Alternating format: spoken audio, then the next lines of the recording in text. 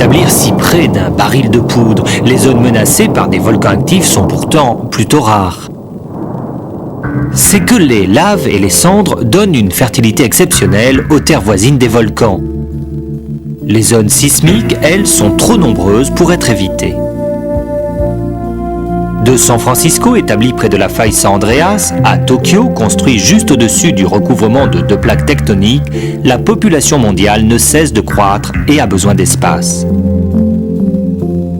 Mais avec le temps, les hommes oublient souvent qu'un jour, leur terre tremblera. Ce ne sont pas les habitants de la région niçoise qui diront le contraire.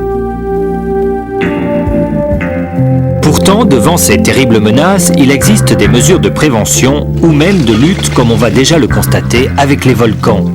En Sicile, le 28 mars 83, une grosse coulée de lave descend le flanc sud de l'Etna et s'avance vers les zones habitées.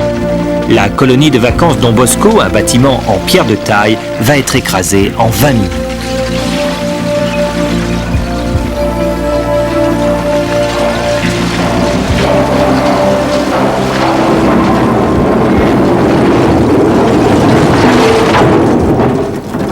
Devant l'ampleur des dégâts et face à 200 journalistes, le ministre italien de la Protection civile décide d'intervenir.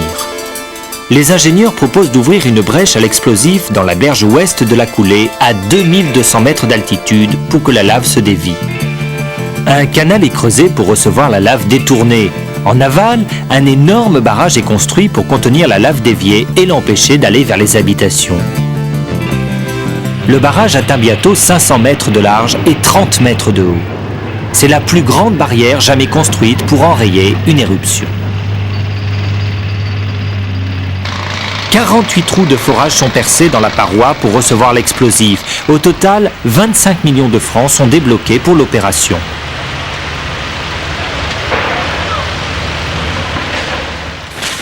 Le 14 mai 83, à 4 heures du matin, 400 kg d'explosifs pulvérisent la muraille de l'Etna.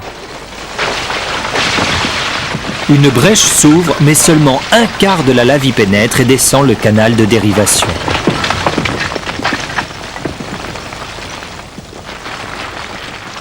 Dès le lendemain matin, la lave n'avance plus dans le canal. Tout est figé. La déviation à l'explosif est un échec. La coulée reprend alors son cours normal, mais heureusement, 48 heures plus tard, la lave se dévie d'elle-même. Elle descend le canal, bute contre l'énorme barrage et le surmonte. Un deuxième barrage est construit à la hâte, juste derrière, il contient la lave. Un beau succès, mais il était moins une. D'ailleurs, quand l'an dernier, la lave a menacé le village de Zafferana, on a tenté une fois encore de dévier la coulée à l'explosif, mais la lave a continué sa route.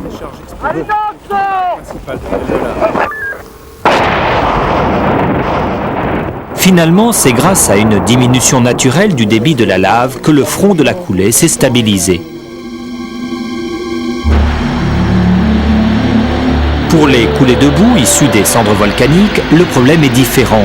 La boue n'a pas la température de la roche en fusion, mais elle ratiboise tout à vitesse grand V. Elle dévale la pente du volcan à 30 voire 50 km/h et engloutit les villages en contrebas.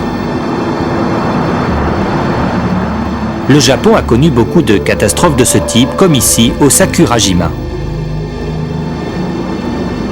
Une seule parade, les barrages. Ils cassent l'élan de la coulée de boue, la filtrent et arrêtent les gros blocs. Seule la partie liquide s'écoule en aval où elle est canalisée. Les destructions sont minimes et il n'y a pas de victimes.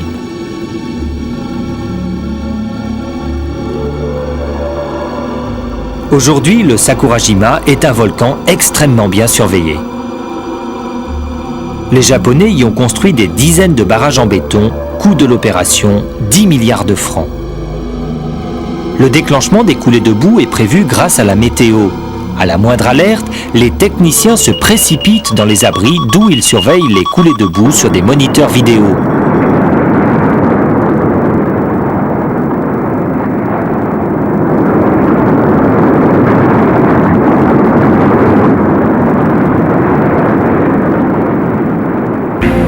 Un observatoire volcanologique automatisé prévoit la plupart des éruptions 2 à 6 heures avant qu'elles ne se produisent. Les volcanologues simulent même des éruptions sur ordinateur. En fonction des points de sortie de la lave, ils prévoient quelles zones seront envahies.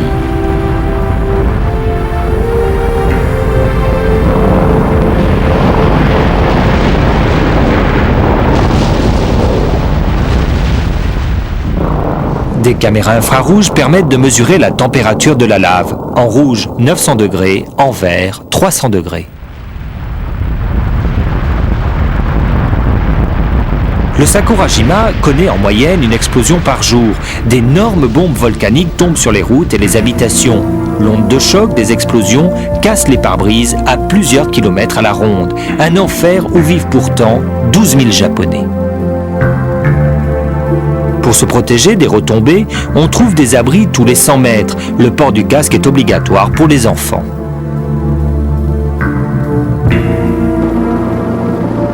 Une fois par an, une répétition générale a lieu. Il s'agit d'évacuer les 12 000 habitants de l'île en moins d'1 heure.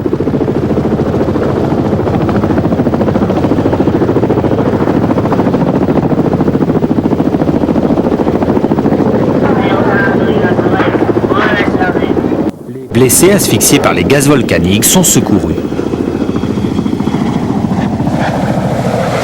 Les communications téléphoniques par câble étant coupées, les stations satellites prennent le relais. Si elles aussi sont interrompues, des messages écrits sont largués par hélicoptère.